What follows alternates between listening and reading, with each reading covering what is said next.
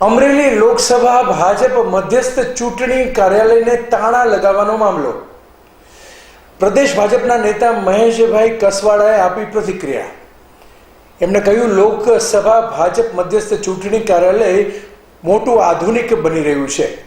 ઉનાળાની ગરમીને ધ્યાને લેતા આધુનિક કાર્યાલય બનશે. સાંસદ નારાયણભાઈ કાછડિયાની નારાજગી મુદ્દે પ્રશ્નની પ્રતિક્રિયા આપતા કસવાલા, સાંસદ નારાયણભાઈ કાછડિયા સરપંચથી લઈને સાંસદ બન્યા તે ભાજપની દેણ છે એવું તેમણે કહ્યું હતું. અહેવાલ જિગ્નેશ ગરથિયા. પાર્ટી અમરેલી લોકસભા એના કેન્દ્રીય કાર્યાલયનું ઉદ્ઘાટન 23મી જાન્યુઆરી 2024ના દિવસે રાજ્યની 26 લોકસભાના કાર્યાલયનું એક સાથે ઉદ્ઘાટન અમારા રાષ્ટ્રીય અધ્યક્ષ જેપી નડ્ડા સાહેબે કર્યું. ત્યારથી આજ સુધી એ કાર્યાલય છે અવિરત ચાલુ છે.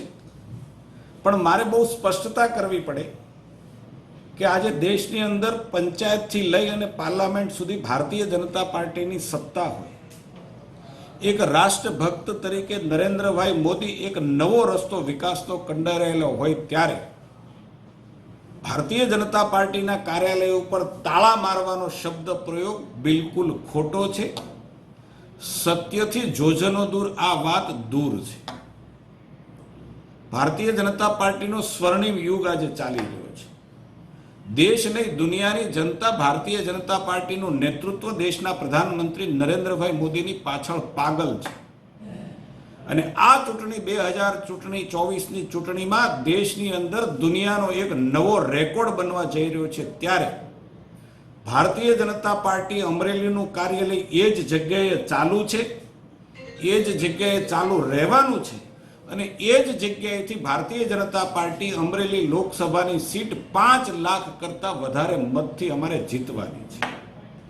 વાત રહી કાર્યાલયની વ્યવસ્થાની, 2 મહિનાથી આ કાર્યાલય ચાલુ હતું, પરંતુ વધતી ગરમીને કારણે જે કાર્યાલય પર સાદો મંડપ હતો, કાર્યકર્તાઓને ત્યાં આવનારા લોકોની સંખ્યાને ધ્યાનમાં રાખીને, ભીડને ધ્યાનમાં રાખીને વધતી ગરમીના પ્રકોપથી એમને બચાવી શકાય, કાર્યકર્તાને ત્યાં અવર જવર કરનારી સામાન્ય જનતાને ગરમી ન લાગે ને એટલા માટે એ સામાન્ય મંડપને બદલે ટ્રસ્ટનો મંડપ કરવા માટેની વ્યવસ્થા બદલવા માટેની કાર્યવાહી ત્યાં ચાલુ છે.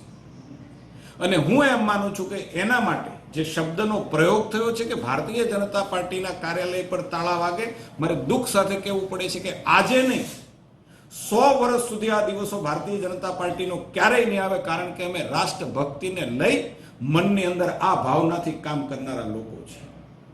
આજે દુનિયાની અંદર પણ થામ લે મશાલ તો હિંદ ધરા બુલા રહી હૈ, દુશ્મનો કી ભીડ ભી આજ નમો નમો ગા રહી. આવા સ્વર્ણિમ સમયની અંદર ભારતીય જનતા પાર્ટી જ્યારે 135 કરોડ લોકોના ભરોસાથી ચાલનારી પાર્ટી વિકાસના પથ ઉપર નરેન્દ્રભાઈના નેતૃત્વમાં કામ કરતી હોય ત્યારે ક્યારેય અમારા કાર્યાલય પર આજે નહીં ક્યારેય તાળા નહીં વાગે. એ ઈશ્વરનો આશીર્વાદ અમારા પર છે. અમારા કાર્યકર્તાઓની મહેનત, પ્રજાનો વિશ્વાસ અને અમારું નેતૃત્વનો ત્રણેયનો સરવાળો કરીએ તો એમ માનું છું કે દેશ માટે કંઈક કરી છૂટવાની ભાવના સાથે જે પાર્ટી કામ કરે છે, એક પરિવારવાદથી ઉપર ઉઠીને, તૃષ્ટિકરણથી ઉપર ઉઠીને, ભ્રષ્ટાચારથી ઉપર ઉઠીને સ્વચ્છ વહીવટ કરનાર પાર્ટી આ દેશની અંદર કોઈ હોય તો એ ભારતીય જનતા પાર્ટી આજે નરેન્દ્રભાઈ મોદીના નેતૃત્વમાં કામ કરી રહી છે. એની અવિરત આ યાત્રા ચાલુ રહેવાની છે ને એક નવા રેકોર્ડ સાથે આપ જ જોઈ લેશો કે ત્યારે ચૂંટણીના પડઘમો વાગી ગયા છે ત્યારે કેવા પ્રકારનું પરિણામ આવે છે અને દેશ કેવા નવા ટ્રેક રેકોર્ડ સાથે આગળ વધી રહેવાનો છે. સાહેબ, સાંસદ જનતા પાર્ટીમાં કોઈ નારાજ હોતું જ નથી. એ જ નારાયણભાઈને 3 વખત અમે સંસદ તરીકેની આ જ પાર્ટી એમની કદર કરી છે. એક સામાન્ય ખેડૂતના દીકરાને 3 વખત સાંસદ કરી શકે એવી કોઈ પણ પાર્ટીમાં ક્ષમતા હોય, એવી કોઈ પાર્ટીમાં વિશ્વાસ હોય, એવી કોઈ પાર્ટી નાના કાર્યકર્તાને દિલ્હી સુધી મોકલી શકે. એક સરપંચ હતા નારાયણભાઈ, ત્યાંથી સાંસદ સુધીની એનો રસ્તો જે છે એ કંડારવાનું કામ પણ આ જ ભારતીય જનતા પાર્ટીએ કર્યું હતું. નારાયણભાઈ અમારા નેતા છે અને કાયમ અમારા નેતા રહેવાના છે.